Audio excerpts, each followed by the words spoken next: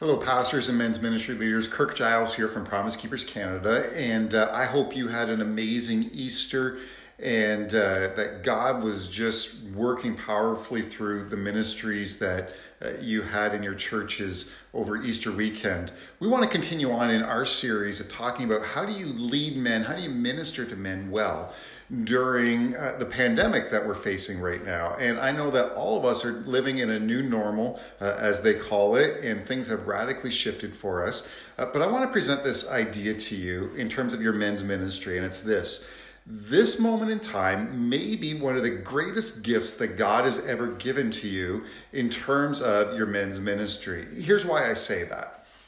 I know that for most of us, if we're leaders, we just have so much busyness going on in our day-to-day lives. We have our work, and then we have responsibilities with our families, and then we're trying to think about what are we going to do for men's ministry in our church? How are we going to plan things and organize things? And we just kind of get into this routine of just doing things over and over again. And here is the opportunity that is presented to you as a leader today, and it's this.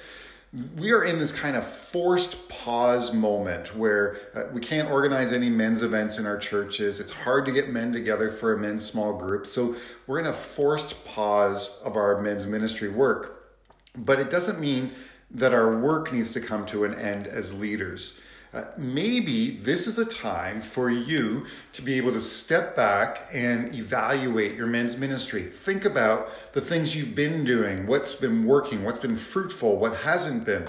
Think about where the men are at in your church. What do they struggle with? Are they living fully as disciples of Jesus? What are the things that you need to speak into in the future in your church? And so take this time to step back as a leader, and maybe if you're on your own as a leader, pray and ask God right now, who are 2 or 3 other men that you could ask to come around you and begin to form a leadership team for the men's ministry in your church. And as a leadership team, begin to pray for the men in your church, but then also begin to strategize and plan for what the future is going to look like. At Promise Keepers Canada, we have a great tool that is here to serve you and equip you as leaders. We actually have 2 that I want to highlight for you today. The first one is our leadership training called Blueprint. This leadership training is coming up in just another week.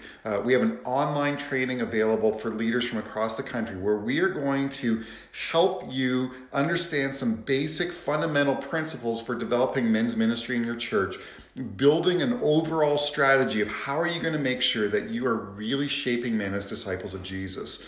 And then if you want something a little bit more specialized, we also have coaching available where we can do some one-on-one coaching with you and leaders in your church to help you develop a well-rounded, amazing strategy that you can implement starting later this year when things start to move back to a little bit of normalcy.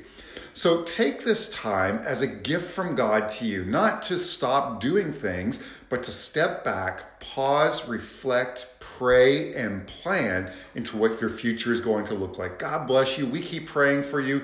If there's anything we can do to help you, please let us know. But just know this, we're standing with you and praying for you as leaders in these days.